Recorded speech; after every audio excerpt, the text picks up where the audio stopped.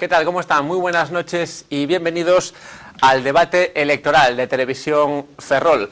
Como saben, en poco más de una semana se decidirán los representantes de España en el Parlamento Europeo en unas elecciones marcadas por los numerosos partidos políticos que concurren a ellas. Quizás nos encontramos ante unos comicios que el ciudadano observa sin excesiva preocupación o incluso con cierta lejanía, lo que podría llevarle a no acudir a las urnas el próximo domingo, día 25 de mayo. Y es precisamente por aquí por donde queremos empezar nuestro programa de hoy, por hablar de la importancia que tienen las elecciones europeas en el presente y futuro de nuestro país y del papel que puede jugar cada ciudadano ejerciendo su derecho al voto dentro de 10 días. Descubriremos después lo que proponen tres de los partidos políticos que se presentan a estos comicios y analizaremos de qué forma los votantes pueden percibir las diferentes promesas de estas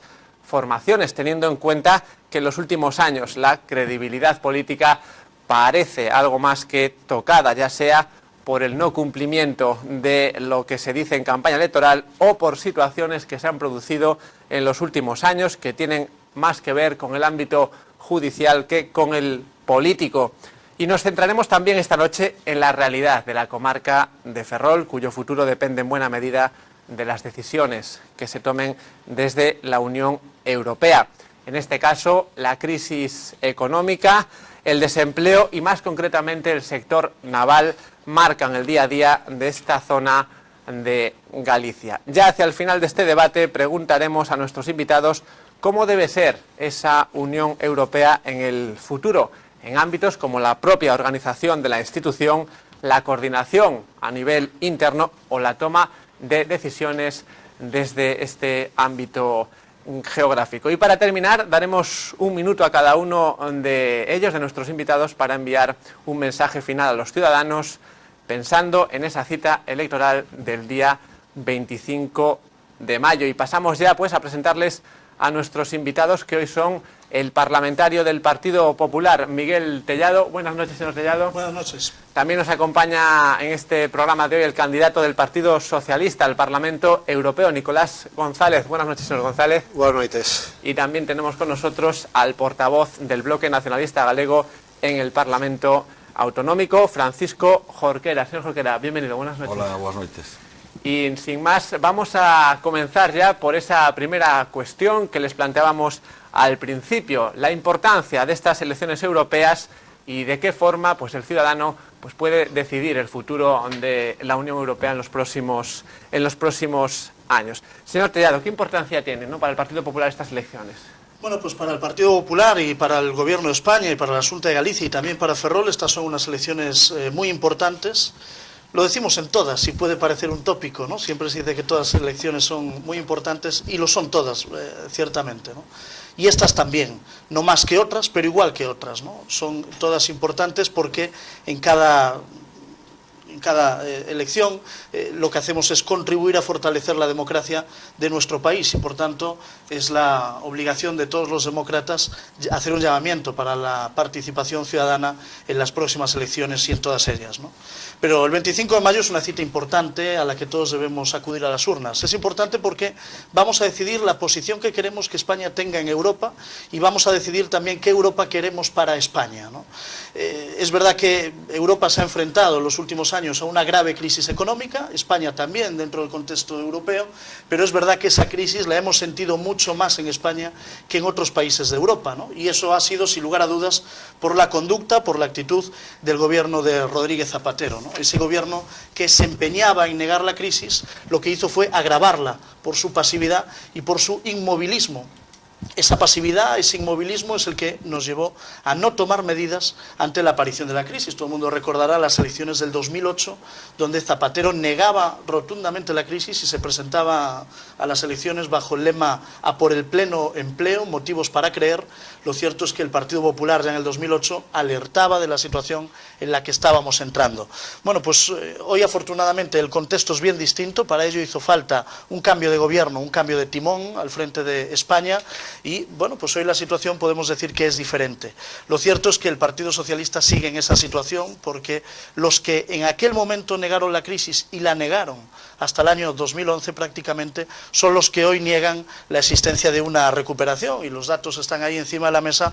Lo cierto es que hoy hay 300.000 parados menos que hace un año, un 6% menos que hace un año en España, y hoy hay en Galicia 20.000 parados menos que hace un año, y por lo tanto hay signos en la macroeconomía que indican claramente una mejora del panorama económico, signos que se están expresando primero en los indicadores macroeconómicos y que ahora todos deseamos que se trasladen a la microeconomía, que es la economía de las familias, al mercado laboral, que es lo fundamental, ¿no? Lo cierto es que la previsión de crecimiento del gobierno era de un 0,7 del PIB para este año, y ya estamos en un 1,2, y la previsión del año que viene ya ronda el 2% del PIB. Lo cierto es que han crecido las exportaciones, lo cierto es que aumenta la recaudación fiscal del Estado, lo cierto es que se recupera el consumo nacional, se recuperan los indicadores de confianza. El déficit público, que Zapatero lo dejó en el 11%, hoy ya está en el 6%. La prima de riesgo, que rondaba los 600 puntos en la era Zapatero, lo cierto es que hoy está rondando los 150. En fin, existen una serie de indicadores macroeconómicos que nos hablan con claridad de un cambio de rumbo, de un cambio de tendencia económica, y en ese contexto nos movemos. Es importante que España tenga una buena representación en la Unión Europea. No la ha tenido con el gobierno Zapatero. Los ferrolanos recuerdan perfectamente cómo en el periodo de la presidencia española de la Unión Europea todos esperábamos que en aquella presidencia Zapatero se arreglasen una serie de problemas. Estábamos hablando del veto en Ferrol, del levantamiento del veto que pesa sobre el antiguo Astano. Nada hizo el gobierno socialista. Yo creo que hoy el gobierno de España tiene en Europa una mayor credibilidad que el gobierno anterior.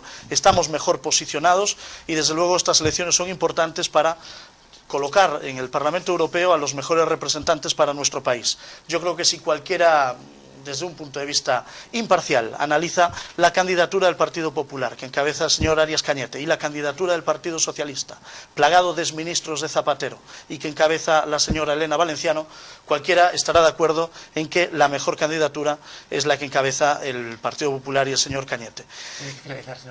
Pues acabo aquí, y luego me gustaría entrar en los temas de Ferrol, ¿no?, que es lo que no me ha dado tiempo. Entraremos posteriormente, por supuesto, en los temas de Ferrol y su comarca, pero antes, la misma pregunta para el candidato, en este caso, del Partido Socialista al Parlamento Europeo. Señor González, ¿qué importancia concede el Partido Socialista a estas elecciones, ¿no?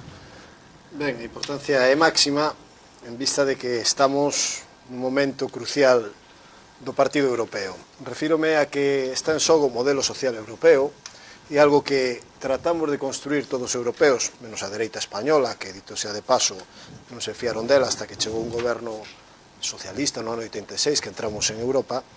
Estamos xogando o que creemos que é o benestar de Europa. Ese modelo social europeo, creado nos anos 50 polos países máis representativos do que hoxe tamén é a Unión, é un modelo basado seguramente e principalmente, de maneira fundamental, no que representa a socialdemocracia. E falar de socialdemocracia, falar de socialismo en España, é falar do Partido Socialista. Un partido que sempre defendeu eses principios europeístas e que sempre tratou de leválos a cabo. Por certo, un partido socialista que nos levou a Europa, unha Europa que para nós foron sempre oportunidades, e que tratou de defender esa idea de Europa moitas veces que foi, digamos, posta en cuestión polo PP. Eu ainda lembro o señor Aznar dicindo que Felipe González era un pedigüeño, e eu era bastante novo, non? E agora todos vimos que todas esas inversións de Europa foron realmente positivas para o noso país. Certo que nesta comarca con moito sufrimento. A entrada na Unión Europea foi de gran sufrimento para a comarca de Ferrolterra. Pero centrándonos no que Europa, non nesa herencia recibida da que fala o señor Tellado, porque mire, en Europa goberna a dereita desde máis alado do 2009. É dicir, non sei que herencia recibida, a crise en Europa empezou coa dereita. En Galicia levamos 5 anos de dereita de recortes. En España hai un goberno do Partido Popular dende hai 2 anos. máis de 2 anos. Entón, de que nos están falando dunha herencia recibida? A herencia recibida será do señor Feijóo, que en Galicia, é dicir, O señor Tellado tratou de evitar os datos do paro de Galicia, pero da chegada de Feijóo, agora estamos en 300.000 parados. O goberno bipartito non tiña 300.000 parados, o goberno bipartito tiña un 50% de parados menos dos que temos agora. Pero realmente non estamos falando de si Galicia, o goberno de Galicia, non xogamos nin o goberno de Galicia nin o goberno de España. Estamos nos xogando que camiño vamos tomar en Europa. E ese camiño é ou seguir co camiño dos recortes, ou seguir quitándolle dereitos á cidadanía, como por exemplo fixo esa señora Amato, aquela que non sabía que tiña un Jaguar no garaxe. Esa señora quitou a universalidade da sanidade. Eso é o que nós queremos defender. Eso é que pretendemos que en Europa sigan apostando por aqueles dereitos sociais que axudaron a construir unha Europa unida. Esa Europa de dereitos, dun modelo diferente a dos outros bloques, o do bloque americano e tamén o do bloque oriental, porque dende o Partido Popular, dende o liberalismo, están apostando por retirarlle dereitos aos traballadores, por recortar salarios como un modelo productivo para Europa. E nós non queremos eso e opoñémonos con todas as nosas forzas. Pues muchas gracias, señor González, por esta primera intervención. Y para cerrar este primer bloque de la importancia de las elecciones europeas, queremos conocer la opinión y la visión del bloque nacionalista galego. Señor Jorquera. Ben, as eleccións europeas son importantes porque no ámbito da Unión Europea todos os días se toman decisións que afectan os nosos intereses como cidadáns, os nosos intereses como galegos e como galegas e afectan as nosas vidas. Nesta comarca temos un bo exemplo, boa parte dos problemas dun sector económico que é básico para o sostén desta comarca, como é o sector naval, son froito de decisións claramente inxustas, discriminatorias con Galiza adotadas no ámbito da Unión Europea. De aí a importancia, por moito que o Parlamento Europeo teña unha cuota moi pequena nos mecanismos de tomas de decisión na Unión Europea, de que no Parlamento Europeo existan, en primeiro lugar, voces que defendan os nosos intereses como cidadáns, que defendan os nosos intereses como galegos e como galegas, e ao mesmo tempo que loiten contra un modelo de Unión Europea claramente antisocial, ao servicio dos grandes poderes económicos, ao servicio do capital financiero, desprotector de dereitos, desprotector de prestacións sociais, desprotector do sector público, que como o Bloque Nacionalista Galego ten denunciado desde que se definiu este modelo. Eu quero lembrar que fomos a única forza política das presentes neste debate que denunciamos o que significaba o Tratado de Maastricht, o que significaba o Tratado Constitucional Europeo, que logo non prosperou debido a que foi rexeitado polo povo irlandés e o povo francés e foi sustituído polo Tratado de Lisboa.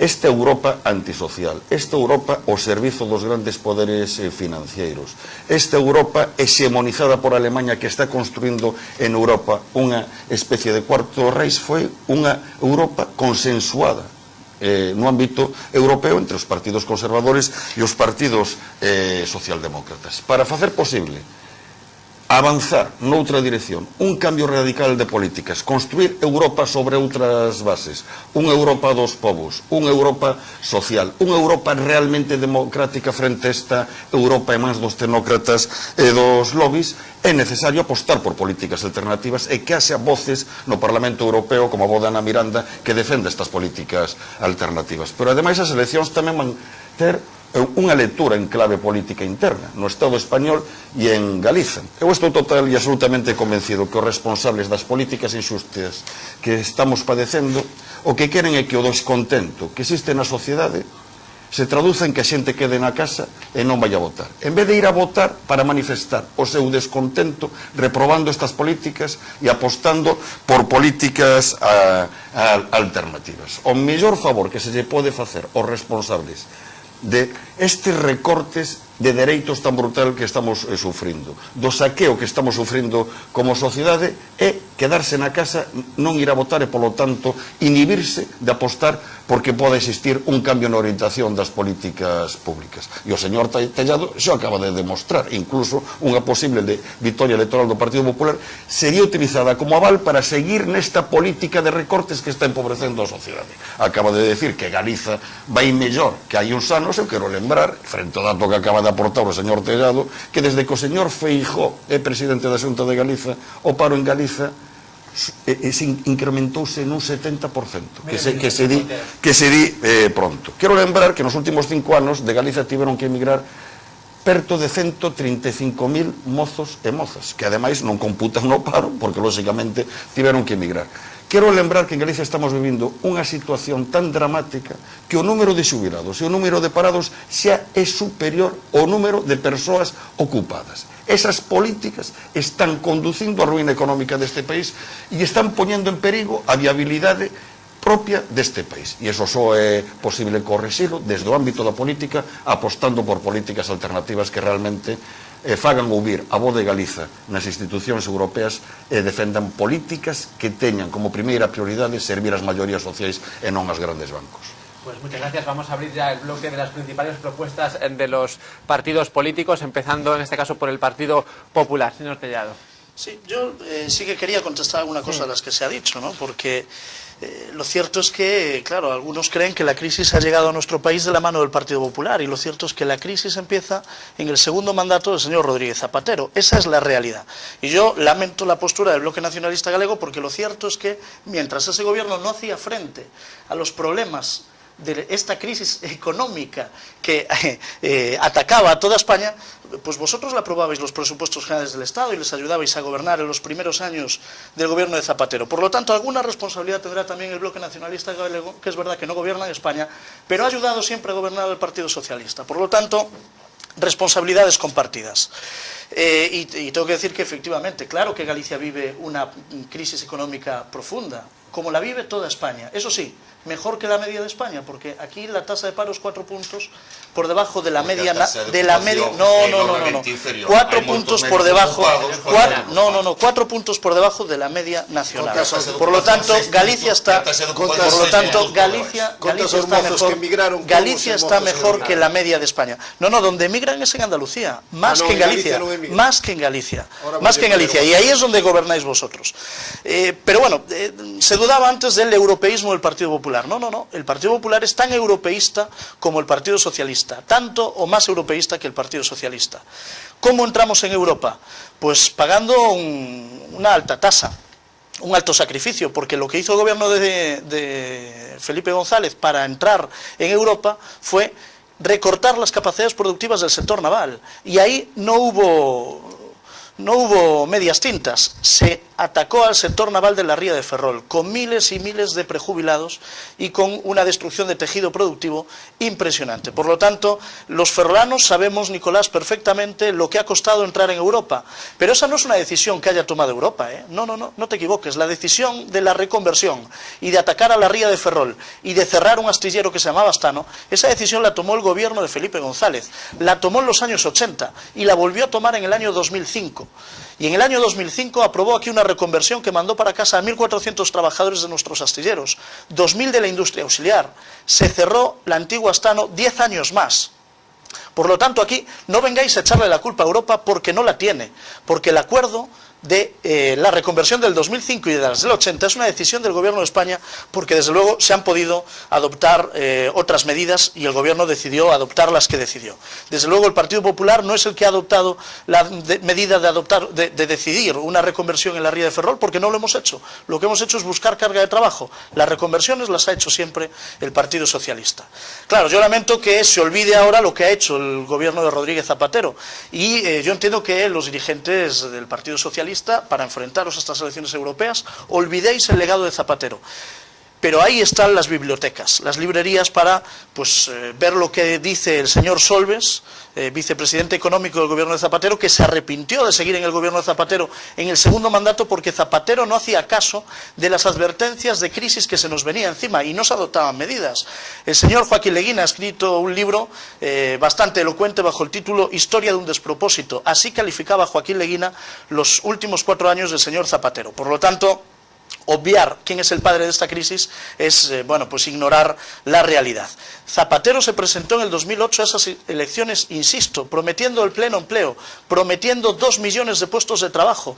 4 años más tarde, 3 años y medio, porque no tuvo el valor de acabar el mandato, 3 años y medio, se fue dejando 3.400.000 parados más. No solo no creó los 2 millones que prometió, sino que destruyó 3,4 millones de puestos de trabajo. Eso sí que fue un recorte.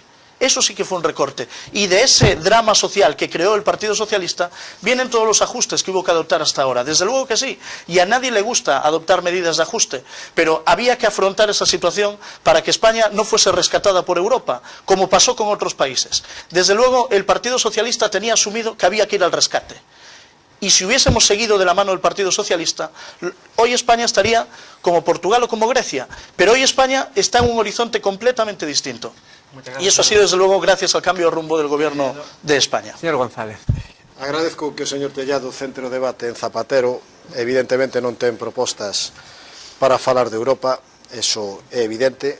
Fala, digamos, nun tono casi rayando a falsedade, porque o certo é que os gobernos socialistas trouxeron moita prosperidade, Europa trouxe moita prosperidade de España, todos o sabemos, e aparte eu lembrarelle ao señor Tellado que eles estuveron 8 anos entre os gobernos socialistas do señor Felipe González e o señor Aznar. Así que non sei... Con carga de trabajo nos astilleros de la Ría de Ferrol. Sí, e aquí hasta hai moi pouco, con carga de traballo polos encargos dos gobernos de Zapatero. Herencia. Pero ben, fala vostede de libros que quedarán para a historia de certos socialistas. Cando escriban os seus libros serán como os de Asterix e Obelix, Viaxe por Helvecia, a levar cartos a Suiza ou unha cousa así. Eses van a ser os libros que queden dos gobernos do Partido Popular. Pero fala vostede de rescates, e fala de rescates, é casi indecente que nos fale de rescates que non rescataron España cando vostedes dedicaronse a rescatar os bancos. Rescataron os bancos e non rescataron as persoas. Gastaron miles, deceas de miles de millóns en rescatar o Banco do Amigo, que era Bankia, como acaba de salir ahora recentemente na prensa española, onde salía que chamaron os Estados Unidos que hai que intervir aquelo e que hai que apartar a rato porque era un auténtico desastre o que estaba levando a crise financiera nesa caixa. Unha caixa apoiada totalmente por ustedes e totalmente xestionada polo Partido Popular. Por non falar do desastre das caixas galegas, que iba a costar 1.200 millóns de euros o seu rescate naquela famosa auditoría, así estamos como estamos e así están os preferentistas. Pero o certo é que aquí hoxe o que vimos é a falar de Europa. E vimos a falar de Europa para ter outras medidas de estímulo para o emprego. Vimos a falar dunha Europa onde os nosos mozos de aquí de España están emigrando. E iso é unha evidencia de España e de Galicia. Mire, vostede fala que de Galicia non emigran. Eu recentemente, todos temos familia, Eu viña falando cos meus primos polo WhatsApp, que como se fai agora, un ten que falar cos que están emigrados a través do WhatsApp. Un en Canadá, outro en París, outro en Cataluña, unha en Noruega, traballando no naval. É dicir, eso é o que temos, e eso é o que nos dá o Partido Popular. Por certo, emigrados todos non hai máis de 2 anos. Por lo tanto, non nos fale deso. Aquí hai que facer propostas serias e valientes. Está claro que a austeridade fracasou. E é certo que había que poñer medidas, que había que tomar algunhas medidas de recorte, pero non de recorte a xente, non de recorte de dereitos ás persoas, porque vostedes tomaron o recorte, pero tamén tomaron o recorte dos dereitos. Por exemplo, vémolo coas mulleres, é o que están tratando de recortar a liberdade reproductiva das mulleres.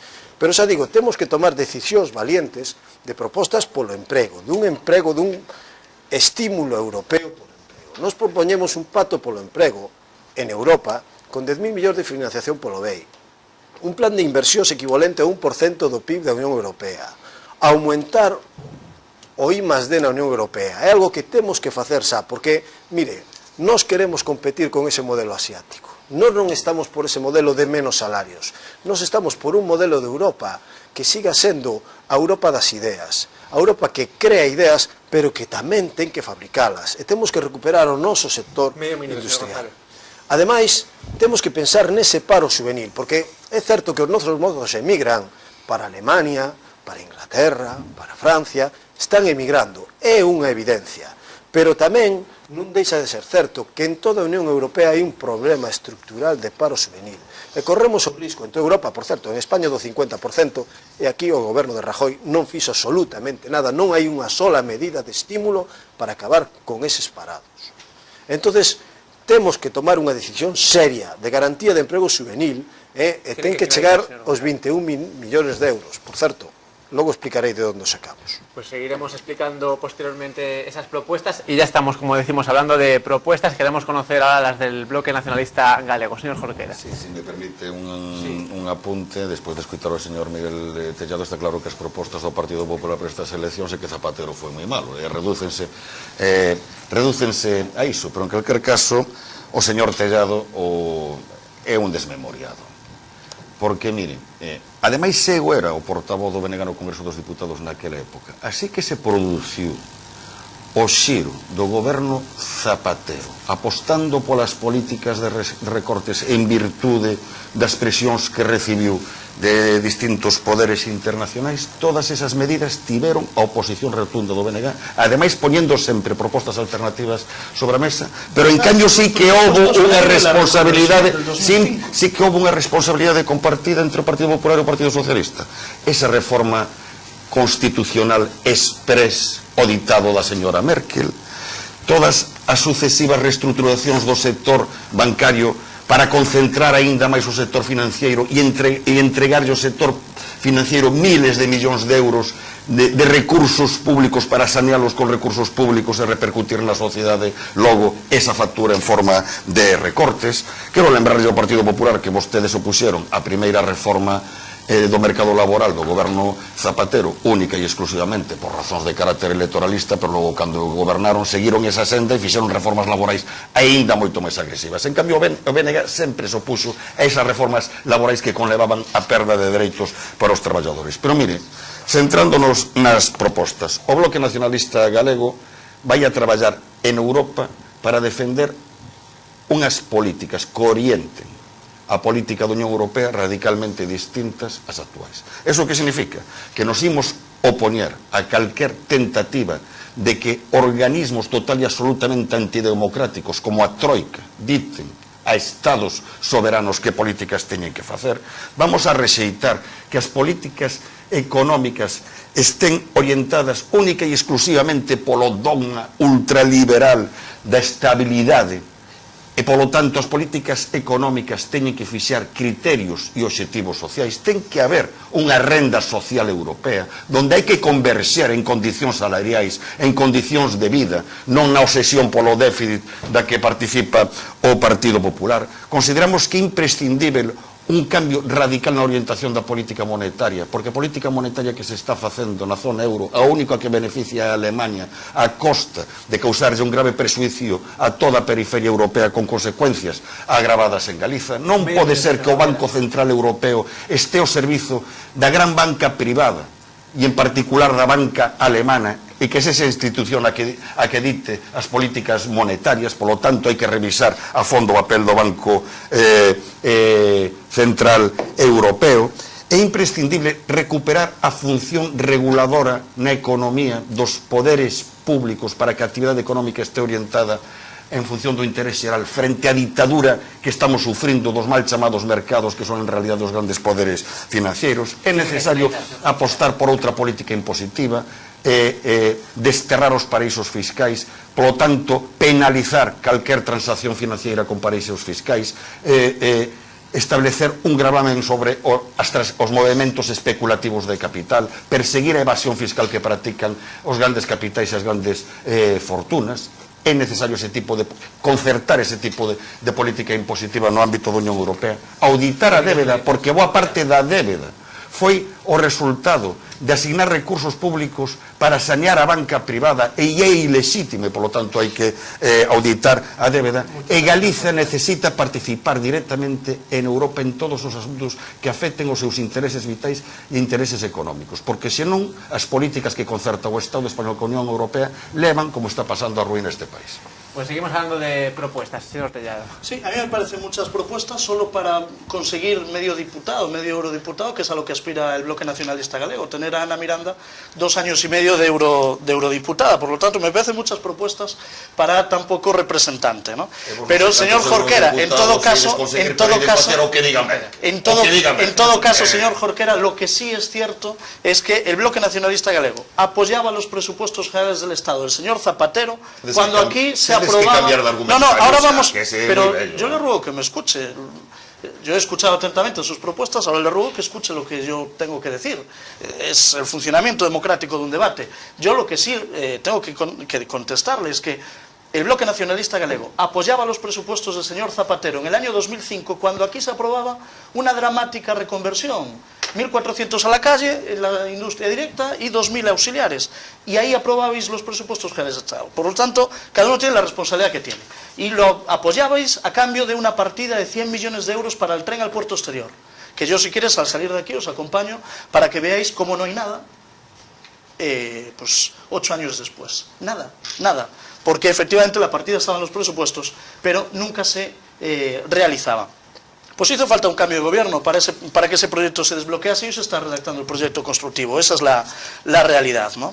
Con respecto a las propuestas, el programa del Partido Popular contempla propuestas en el camino de la creación de empleo. El plan de empleo juvenil es que hay una iniciativa ya en Europa en marcha que ha sido impulsada precisamente por el gobierno de España y que precisamente en Galicia tenemos un plan de empleo juvenil. Por lo tanto, claro, que desde el Partido Socialista se abogue por crear un pacto polo empleo, sinceramente, causa risa. Será, bueno, pues para resolver lo que vosotros habéis creado, ¿no? Por lo tanto, el plan de empleo juvenil está en marcha en Galicia, lo ha puesto en marcha la Xunta de Galicia.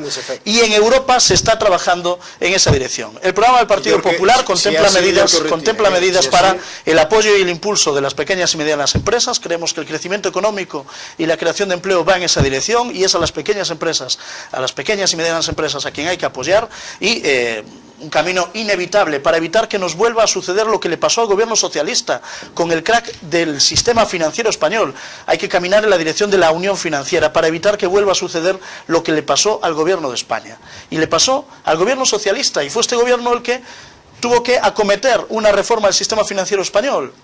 Pero las cajas estaban quebradas con el gobierno de Zapatero, no las quebró el gobierno del Partido Popular, se las encontró quebradas. Eso es lo que hay. El gobierno social del Partido Popular lo que tiene que hacer es asumir la herencia recibida, porque eso no tiene vuelta atrás, y buscar soluciones. Los preferentistas, hombre, yo quisiera saber quién era el supervisor bancario que debería velar para que esa estafa no sucediese. ¿Quién autorizó las emisiones de preferentes? El gobierno socialista. El Banco de España, con un presidente nombrado por el gobierno socialista. Por lo tanto, claro, pretender echarle la culpa de los preferentistas al gobierno actual. Oiga, es que es el gobierno de la Xunta de Galicia el que ha buscado soluciones para que hoy buena parte de ellos hayan cobrado. Por lo tanto, un poquito de seriedad. Habla del aborto y de los derechos de las mujeres. Claro que el Partido Popular está en contra de esa reforma que hizo el gobierno socialista y que permite que las menores puedan abortar sin conocimiento de sus padres. Es que claro que estamos en contra de eso. Y vamos a reformar el sistema, la ley del aborto, claro que sí.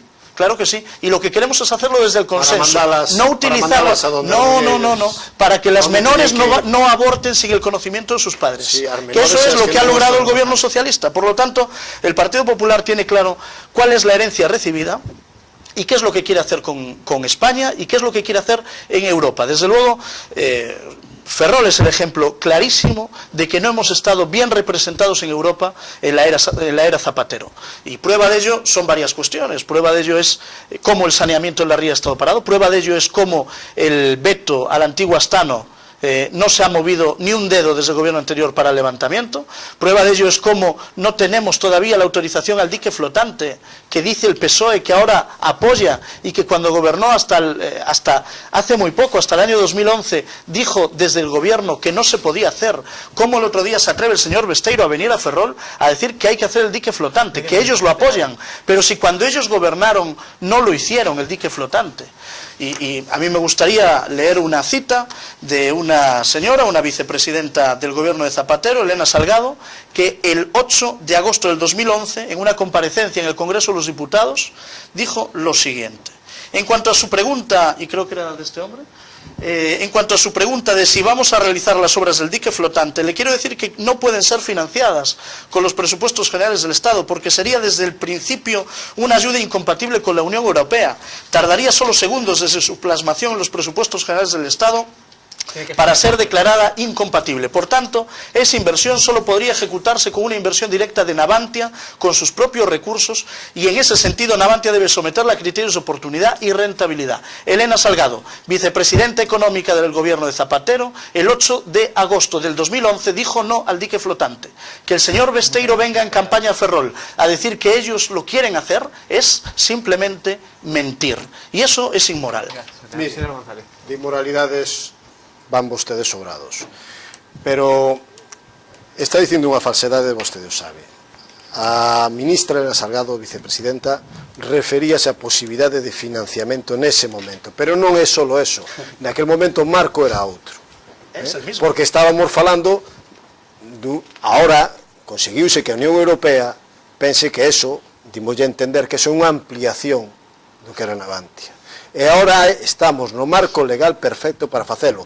A vostede que tanto lle gustan as citas, o señor Feijóo, aquí en campaña electoral, dixo: yo soy el garante del dique flotante. Te ha leído mal la cita. No, yo soy el garante del dique flotante. Hasta rima, hasta rima. Así que hai que ter un pouquiño máis de visión.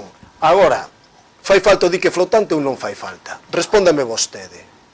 Desde luego. Ben, e que medidas está tomando o goberno do Partido Popular? Porque falan vostedes e non fan absolutamente nada. Negociar.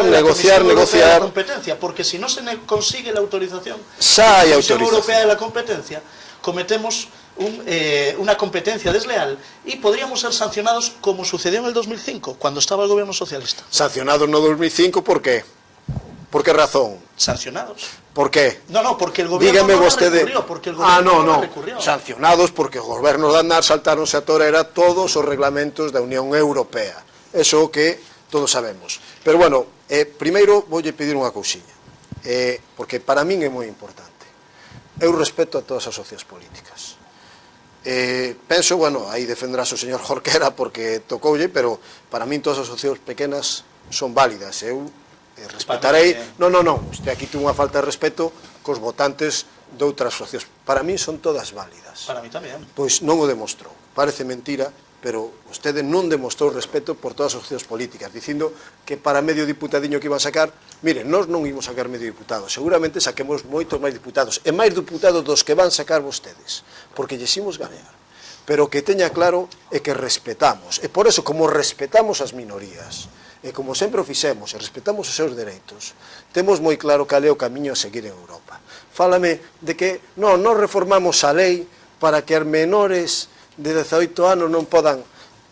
Vostedes reforman a lei porque yo manda Ruco Varela, que ahora marchou, é porque reforman a lei do aborto, para que as mulleres teñan que salir de España en condicións de ilegalidade. A mujer de España a abortar, Non, porque ainda non aprobaron a lei. Porque van a aprobar precisamente despois das eleccións europeas, porque non lles ven ben agora aprobar esa lei. Pero o certo é que estamos falando de Europa, esa Europa que non entende que vostedes fagan esas cousas, porque é totalmente despreciable a nivel europeo que están facendo. Chamolles atención desde o goberno de Francia dicindo, pero esta sentiña a onde vai? Crece a desconfianza realmente en que vostedes sean a dereita europea que era, como a dereita democristiana, valedora tamén de algúns principios sociais. Pero seguimos dicindo que hai que ter propostas. E hai que ter propostas que radiquen, polo menos, ese desemprego juvenil. E hai que ter propostas, por exemplo, para loitar contra a pobreza. O problema da Europa liberal a que nos levan vostedes é que a desigualdade crece. a desigualdade está crecendo e iso é palpable. Só ten que vostedes sair á rúa e dígame se hoxe en día non hai máis pobreza que hai un ano, que hai dous, que hai tres ou que hai catro. Hai máis pobreza e é palpable na sociedade. Os comedores sociais están cheos de xente. As asociacións de voluntarios non dan feito a levar comida a xente. A vostedes, claro, gustalles cambiar a caridade pola solidariedade, que é o que defendemos as opcións de esquerdas. Pero eso é palpable nas rúas. Vostede poderá negalo, pero é palpable nas rúas. Entonces, que nos están contando? Hai que ter unha senda social clara e determinante para combatir con isto. E non se combate a isto con recortes, non se combate dicíndolle a unha nai que ten o fillo enfermo de cancro que hai que pagar parte do seu tratamento. Non se combate dese xeito de desigualdades. Así medran as desigualdades. Por eso, nos imos crear un plan europeo contra a pobreza, especialmente contra a pobreza infantil. Un plan europeo que se basee fundamentalmente nos ingresos das transaccións financeiras. Ir nesa tasa Tobin que vostedes queren retrasar, porque os seus amigos, os seus especuladores din, déxame un aniño máis gañar cartos. Tiene que finalizar, señor González. Damos la palabra para acabar este primer bloque antes de la publicidad al señor Jorquera. Hablamos de propuestas. Sí, en primeiro lugar, permítame tamén que replique un pouco as alusións que se fixeron, non? Porque o señor Tellado, efectivamente, desde o meu punto de vista, con unha total e absoluta falta de respeto, referiuse a nosa candidata como esa media eurodiputada. Miren, esa media eurodiputada, porque xa foi medio eurodiputada nesta legislatura pasada. Isto, ademais, o pode constatar, se quere, porque é de dominio público. Presentou máis iniciativas no Parlamento Europeo, sendo, como vostede di, medio eurodiputada, que todos os diputados galegos do Partido Popular xuntos. Prácticamente todas as veces que no Parlamento Europeo se falou de Galiza, e cando digo Galiza non estou falando dunha abstracción, de problemas especificamente que afectan especificamente o noso país, das necesidades, dos intereses, dos dereitos dos galegos e das galegas, foi por iniciativa da señora Ana Miranda. Miren, e en calquer caso, o que ten a sociedade, o que ten a seguridade é que Ana Miranda vai defender as posicións no Parlamento Europeo conforme o programa co que concurre o BNG, e eu antes enumerei algunhas propostas. Con outros eurodiputados, moito me temo que a posición final será a que determine a señora Merkel, porque iso é o que está pasando todos os días. Miren, e logo, eu quixera preguntarlle ao señor Tellado se o Partido Popular algunha vez vai asumir algunha responsabilidade. Porque, miren, levan gobernando en Galiza toda a vida, quitando 3 anos e medio dun goberno denominado bipartito. No Estado xa levan varios anos gobernando. E a culpa sempre ou de Zapatero, ou que o BNG unha vez aprobou os orzamentos e nos pretende imputar a nós a responsabilidade dunha reconversión. Mire, vamos a ver, eu estive no Congreso e estou no Parlamento Galego. E no Congreso estiven, sendo presidente do goberno o señor Zapatero, e logo, durante algúns meses, sendo presidente do goberno o señor Rajoy. Sabe que constatei? Que cando era presidente Zapatero, o BNG levaba unha serie de reivindicacións que afectaban o sector naval desta comarca, e o Partido Popular sempre as votaba a favor. Co cambio de goberno, esas mismas reivindicacións as levou o BNG e o Partido Popular, incluídos deputados galegos, pasaron a votalas en contra. Por lo tanto, asuman as súas responsabilidades. Fala vostede de orzamentos e de reconversións. Pero vamos a ver, nos orzamentos xerais do Estado hai dotación para o dique flotante. O BNG propuso, a través de emendas, que e o goberno Rajoy fixo algo ante a Unión Europea para evitar que a Unión Europea impida eso.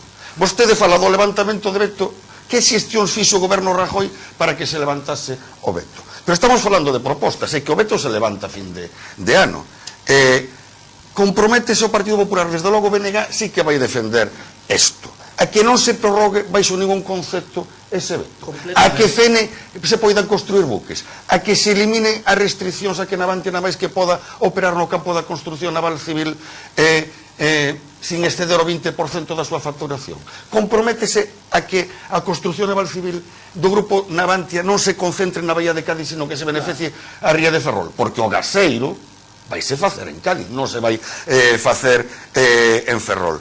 Van comprometerse a que poida haber unha reincorporación ao mercado en términos en absoluto discriminatorios e, polo tanto, que exista, sin o veto de Bruselas, un programa de investimentos e de actuación tecnolóxica para adecuar a eses asteleiros ao escenario que se abre co fin do veto. Porque despois de estar inoperativos moitos anos, é necesario un investimento en tecnoloxía, en cuadros, para prepararse para ese escenario. Pois estas son as propostas do Bloque Nacionalista Galego. Como propomos, por poñer un exemplo, que Galiza poida negociar directamente no ámbito da Unión Europea en todos os asuntos onde ten competencias exclusivas ou onde están en xogo intereses vitais. Miren, por exemplo, Galiza é un país altamente dependente da pesca, igual que as Illas Féroe, que pertencen a Dinamarca, pero as Illas Féroe negocian directamente os asuntos de pesca no ámbito da Unión Europea. Lembran a famosa polémica do reparto da xerra? Pois as Illas Féroe conseguiron unha cuota de 180.000 toneladas, o Estado español 40.000 e a gran presudicada Galiza. De aí a necesidade de ter unha voz propia no Parlamento Europeo e de que Galiza poda negociar os seus asuntos directamente no ámbito da Unión Europea. Pues seguiremos hablando dentro de unos segundos de la comarca de Ferrol en el contexto de la Unión Europea, pero como decimos, lo haremos en unos segundos, hacemos una pequeña pausa y volvemos con este debate electoral en Televisión Ferrol.